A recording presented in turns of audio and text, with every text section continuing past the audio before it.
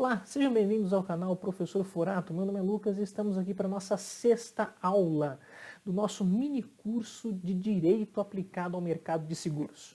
Nós já enfrentamos aí toda a matéria competente à teoria geral do direito, compreendemos a classificação das normas entre obrigatórias, subjetivas para melhor compreensão dos contratos e hoje é chegado o momento de refinarmos o nosso estudo para adentrarmos a esfera do contrato de seguro, que é o nosso principal objetivo. Para tanto, nós vamos iniciar a nossa aula falando do Sistema Financeiro Nacional. Mas, opa, professor, por que a gente tem que compreender o Sistema Financeiro Nacional? Por que a gente não pode ir direto para o contrato? Porque se a gente está tratando de um produto financeiro, a gente tem que entender em que meio ele existe, aonde ele é comercializado e como ele é comercializado. Como já falei para vocês nas aulas passadas, o seguro ele é um produto financeiro muito bem regulado. E por ser muito bem regulado, ele está envolto de um complexo que faz parte do sistema nacional.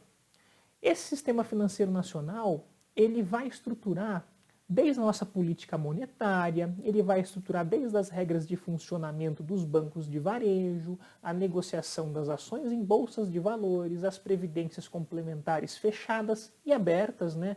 Ou seja, as previdências complementares bancárias e as previdências complementares que compõem fundos de pensão, e também o mercado de seguros. Depois que a gente tratar do Sistema Financeiro Nacional, a gente vai ter que tratar um pouco da teoria geral dos seguros para compreender bem o produto sobre o qual nós estamos conversando, o contrato. Então, vamos para a nossa aula. Vamos conceituar o que é Sistema Financeiro Nacional.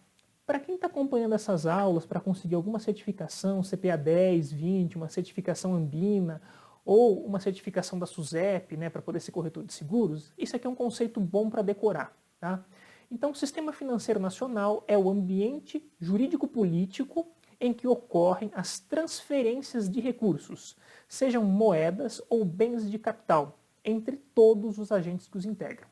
Então, aqui a gente está falando dos agentes dos bancos de investimento, das corretoras, das bolsas de valores, das seguradoras, das resseguradoras, das corretoras de seguro. Nós estamos falando aqui dos bancos de pagamento, das instituições de pagamento e também estamos falando do mercado consumidor. Tanto o mercado consumidor do produto bancário, né, o correntista do banco, o depositário de poupança, de caixas econômicas, como também estamos falando dos acionistas, que aí não vão ter a característica de consumidor, mas vão ser agentes integrantes do sistema financeiro nacional. Então, o Sistema Financeiro Nacional tem esse conceito, mas ele tem que ser estruturado. E ele vai se estruturar em 3 classificações de órgãos. Tá? A gente vai ter os órgãos normativos, tá? Muito importante a compreensão dos órgãos normativos. Nós vamos ter os órgãos supervisores e reguladores e os operadores. Tá? Os órgãos normativos são os conselhos. Conselho Monetário Nacional, Conselho Nacional de Seguros Privados, o Conselho Nacional de Previdência Privada vão compor os órgãos normativos. Eles são responsáveis por editar as normas mais refinadas dentro desse mercado. Vinculados ao atual Ministério da Economia, eles vão traduzir de forma mais pontual aquelas portarias ministeriais, aqueles decretos presidenciais e as leis que estruturam o mercado. Abaixo dele nós temos os chamados órgãos supervisores e reguladores. Por que esses órgãos são chamados supervisores e reguladores? Porque muitas das resoluções que os órgãos normativos produzirem, elas vão ser editadas, redigidas e publicadas pelos órgãos reguladores. Ou seja, são aqueles que detêm efetivamente a competência para editar a norma. Abaixo do órgão regulador, nós temos todo o mercado de operação. O mercado de operação vai ser composto por instituições especiais, como é o caso do Banco do Brasil, como é o caso da Caixa Econômica Federal, como é o caso do BNDES, que são instituições financeiras que o governo utiliza para, além da função de banco de varejo, de segurador, de ressegurador, de caixa de depósitos em poupança, o governo utiliza essas instituições financeiras como ambiente de fomento a determinados segmentos da economia. Além dessas instituições especiais, nós também vamos ter os bancos de varejo comum, né, que são os grandes bancos nos quais nós abrimos contas correntes, contas poupanças. Vamos ter as corretoras desses bancos, nós vamos ter as bolsas de valores, nós vamos ter as corretoras de seguro, nós vamos ter as sociedades de seguro e resseguros. Isso tudo vai compor quem opera o mercado. Opera o mercado regulado de acordo com os seus entes regulatórios, ou seja, os seus entes supervisores, que vai ser o Banco Central, vai ser a SUSEP, beleza? A CVM, esses entes eles vão regular o mercado. A gente tem que ter muita atenção aqui, especialmente na ANS. Porque quando a gente fala do mercado de seguros, né, isso para quem já está na área específica do seguro, a gente também está falando de seguro-saúde, de plano de saúde. E os planos de saúde, eles compõem o ambiente de saúde suplementar. Então, eles ficam vinculados à Agência Nacional de Saúde Suplementar. Só que a Agência Nacional de Saúde Suplementar está ligada ao Ministério da Saúde e não ao Ministério da Economia, portanto ela não é um órgão supervisor ou regulador do sistema financeiro nacional.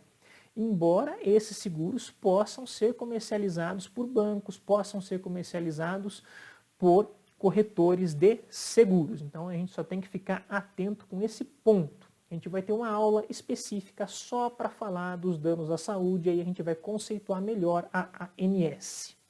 Mas, seguindo aqui a nossa lousa, a gente tem que compreender que essas três classificações de órgãos, elas vão representar, elas vão regular, elas vão supervisionar três segmentos de mercado. Tá? Um segmento que vai ser composto pela comercialização de moeda, crédito, capitais e câmbio, um segmento que vai ser composto só pelos seguros privados e um que vai ser composto só pela previdência fechada, tá?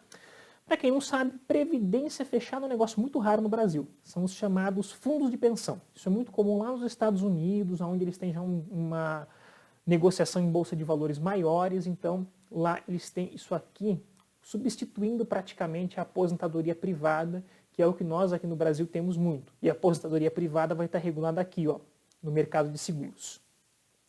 Agora, como é que esse sistema financeiro se estrutura? Bom, ele se estrutura basicamente da forma como está essa tabela. Recomendo aí que o pessoal dê uma pausa, se possível, e copiem essa tabela para que a gente possa ir compreendendo bem a evolução dela. Então a gente tem aqui os três segmentos de mercado: moeda, crédito, capital e câmbio em um segmento, os seguros privados no outro, a previdência fechada no outro. E aí nós temos os órgãos normativos, supervisores e os operadores. No topo dessa cadeia do sistema financeiro nacional, nós temos o Conselho Monetário Nacional. Tá? O Conselho Monetário Nacional ele vai basicamente estruturar efetivamente moeda, crédito, capital e câmbio. Ele vai cuidar da política monetária brasileira. Nós temos aqui, para os seguros privados, o Conselho Nacional dos Seguros Privados. Esse conselho foi criado especificamente para regular o mercado de seguros. E nós temos aqui o ambiente da Previdência Fechada, que ele tem o Conselho Nacional da Previdência Complementar, né? Que basicamente vai tomar conta dos fundos de pensão. Cada um desses conselhos tem ligado a ele um ente supervisor. Então, o Conselho Monetário Nacional tem diretamente ligado a ele o Banco Central do Brasil e a Comissão de Valores Mobiliários. Enquanto o Conselho Nacional de Seguros Privados tem diretamente ligados a ele a Superintendência de Seguros Privados, a SUSEP. E o Conselho Nacional de Previdência Complementar tem a Previc, ligada diretamente a eles. Então a gente pode interpretar que cada um desses órgãos supervisores ele vai responder imediatamente ao seu conselho, perfeito? Então até aqui a tabela é simples de compreender. E esses órgãos supervisores vão supervisionar os entes que estão imediatamente abaixo deles. Então, no caso dos bancos, os bancos, as caixas, as entidades especiais, né, que são o Banco do Brasil, Caixa Econômica Federal, BNDES, o Banco da Amazônia, o Banco do Nordeste, que tem funções específicas de fomento do governo, os entes de consórcios, as corretoras e distribuidoras de valores, as cooperativas de crédito, as instituições de pagamento, e outras instituições bancárias, ou seja, que têm natureza de banco de varejo.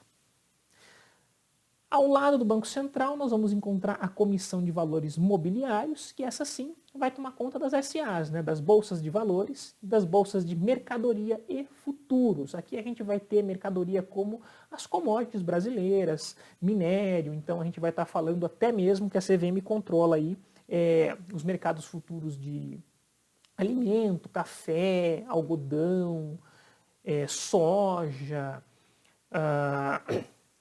frutas, laranja, que também gera um índice, carne bovina, né, que são os índices da CPE Exalc B3 e os índices de ouro, os índices de prata, de metais de minério, bauxita, tudo mais que são negociados a mercados futuros, bem como moedas, né, que também serão negociadas em mercados futuros, como é o caso do dólar e tudo mais que a gente pode negociar nesse sistema financeiro. Além das bolsas de valores que vão compreender aquelas cotas de SAs, né, cotas acionistas que vão ser negociadas ali. Muitas vezes, essas cotas vão ser negociadas por corretoras e distribuidoras de valores que estão ligadas aqui ao Banco Central. Então a gente pode perceber que essa tabela, embora ela nos dê uma ambientação bem verticalizada de cada segmento de mercado, com seu respectivo conselho e seus respectivos órgãos supervisores e reguladores, para que esses órgãos então determinem a atividade de cada grupo operador, essa tabela, além dessa influência vertical, ela tem uma influência horizontal. Por que eu digo isso? Porque o Conselho Monetário Nacional ele é o órgão máximo do sistema financeiro nacional. Significa que ele, embora não tenha um poder hierárquico com relação aos demais conselhos, né? A gente entende que eles são todos independentes, então o Conselho Monetário Nacional ele não é hierarquicamente superior ao Conselho Nacional de Seguros Privados, ele também não é superior ao Conselho Nacional de Previdência Complementar.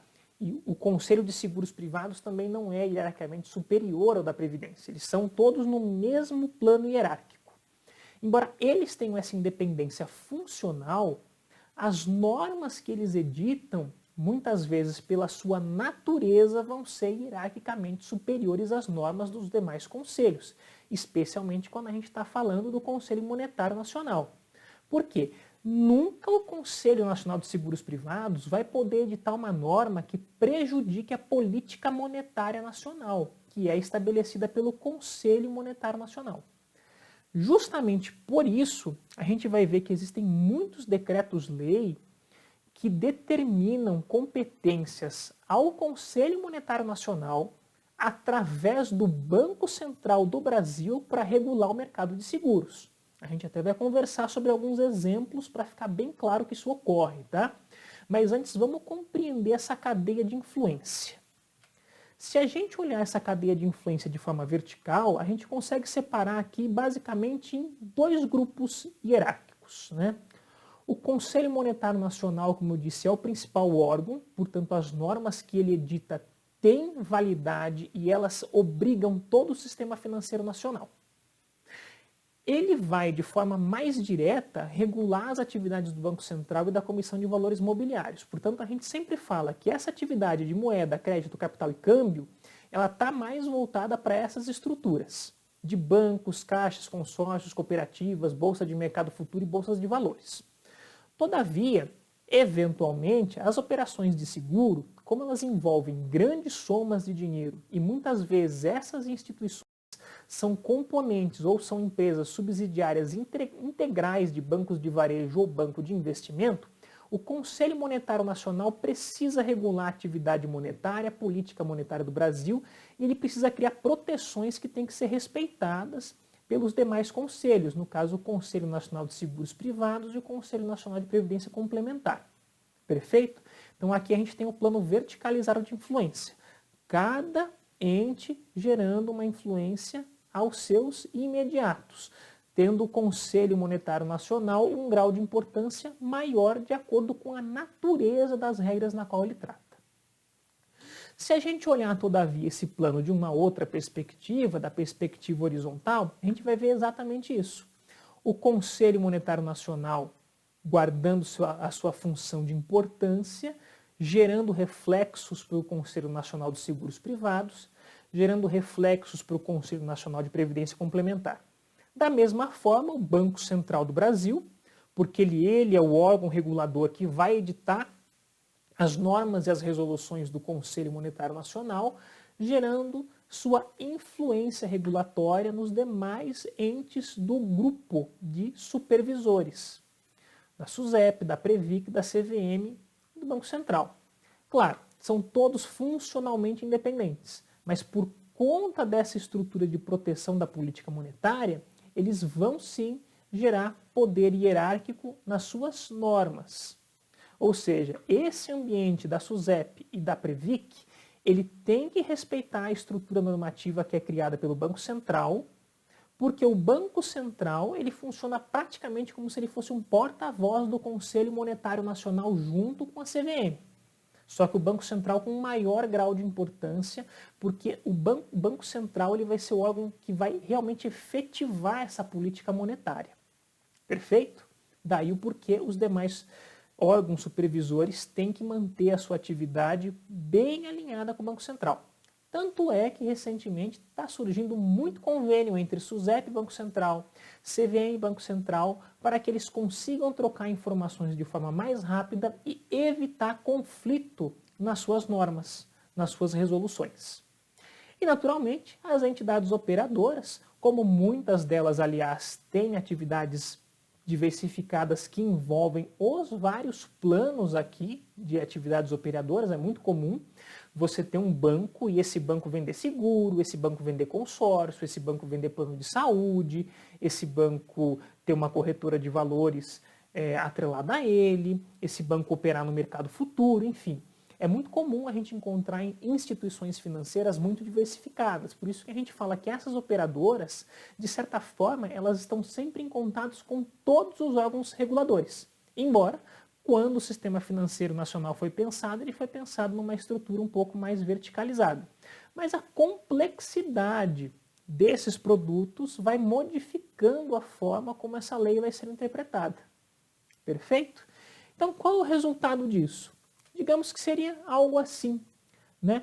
A gente está falando de uma influência diagonal. Ela não é nem horizontal e nem 100% vertical. Ela vem gerando uma influência diagonal em cima do mercado. Aqui a gente consegue ver mais escuro o Conselho Monetário Nacional destacando seu grau de maior importância, né? Ele irradia essa influência para o Conselho Nacional do Seguro Privado e de Previdência Complementar, horizontalmente, e verticalmente ao Banco Central do Brasil e à CVM, que vão ser porta-voz das resoluções que o Conselho, especialmente o Banco Central.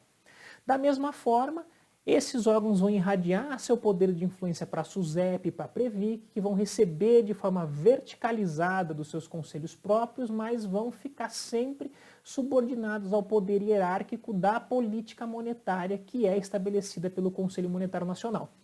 E aí a gente consegue observar os demais entes sofrendo essa mesma natureza de influência. Conforme vai ficando mais claro, é porque ele está mais distante desse centro de controle do Conselho Monetário Nacional, mais próximo dos seus órgãos reguladores e supervisores próprios, todavia ele não deixa de ter respeito às normas que compõem a política monetária do Brasil. Então, é muito importante a gente compreender essa estrutura.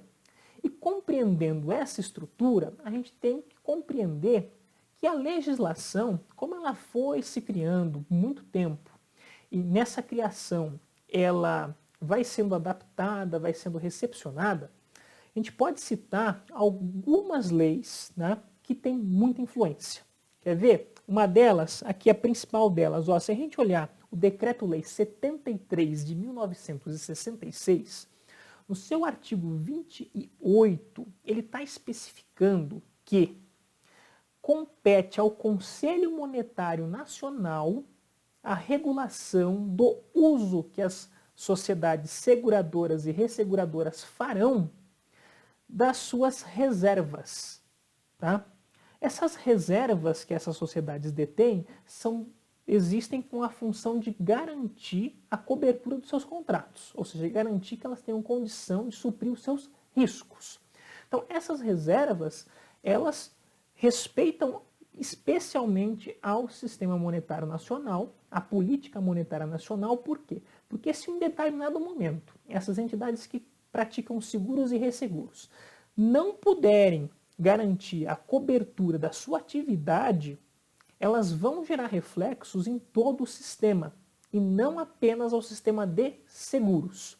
Por essa razão, foge um pouco a competência do Conselho Nacional de Seguro Privado e é alçada a competência do Conselho Monetário Nacional para que ele regule especificamente essa área.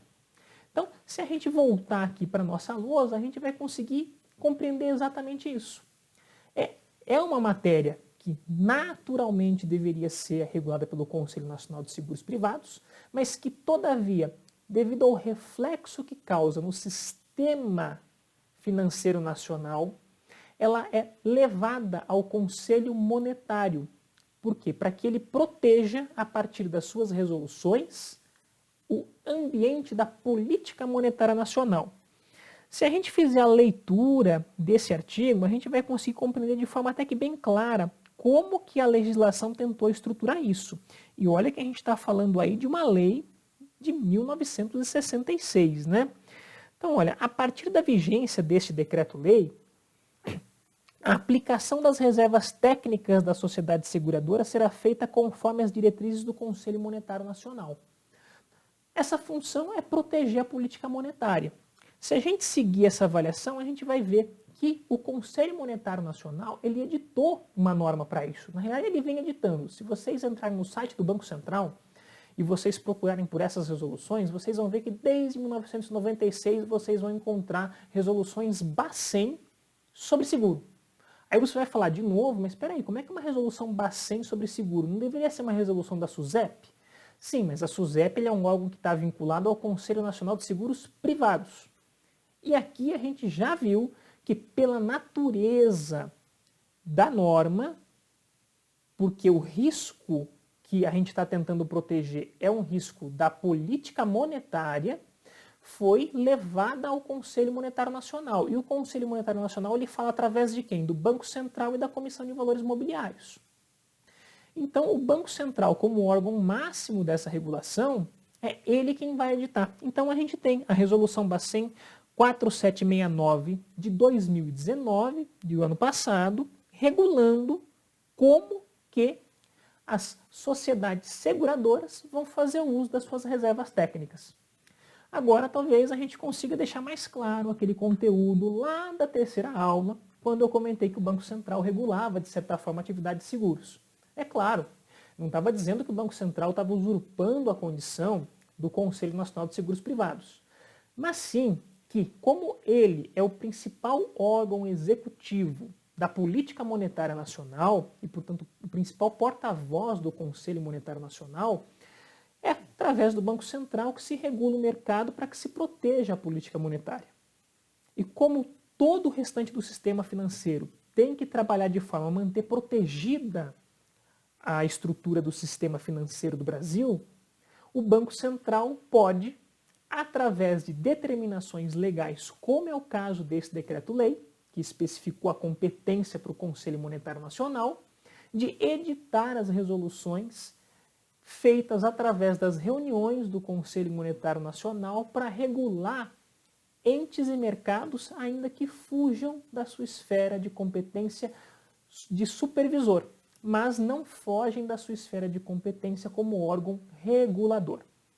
É claro, se a gente estiver falando com o objetivo prático de concurso, com o objetivo prático de conseguir alguma capacitação, né, especialmente para a SUSEP, ou um CPA 10, CPA 20, a gente tem que ter em mente bem aquela estrutura verticalizada, a estrutura aqui, voltando para a nossa lousa só para a gente não perder, né, de que o Conselho Nacional de Seguros Privados é o órgão normativo que trata seguro e que a SUSEP, que é a Superintendência de Seguros Privados, vai ser o órgão supervisor regulador das atividades das seguradoras, resseguradoras, entidades abertas de previdência, sociedades de capitalização e, claro, dos seus entes que comercializam, das corretoras de seguro.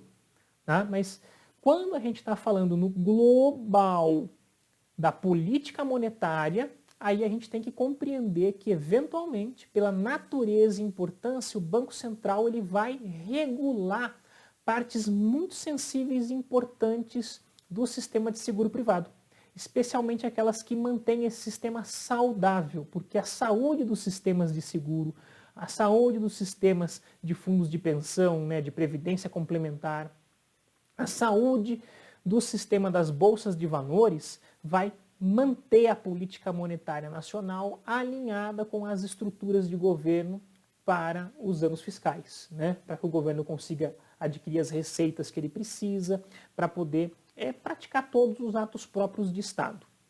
Perfeito, pessoal? Sei que essa aqui foi uma aula um pouco mais longa, mas o tema exigiu. Afinal, resumir o sistema financeiro nacional não é tarefa fácil. Essa tabela aqui é muito legal, se vocês puderem pausar o vídeo, printar a tela ou mesmo copiar, recomendo que façam isso, beleza? E, dito isso, até a nossa próxima aula. Muito obrigado pela participação de todos. Na próxima aula a gente vai falar da teoria geral dos seguros, explicar melhor como é que funciona o fundo mutuário e como é que esses produtos são estruturados. Até lá!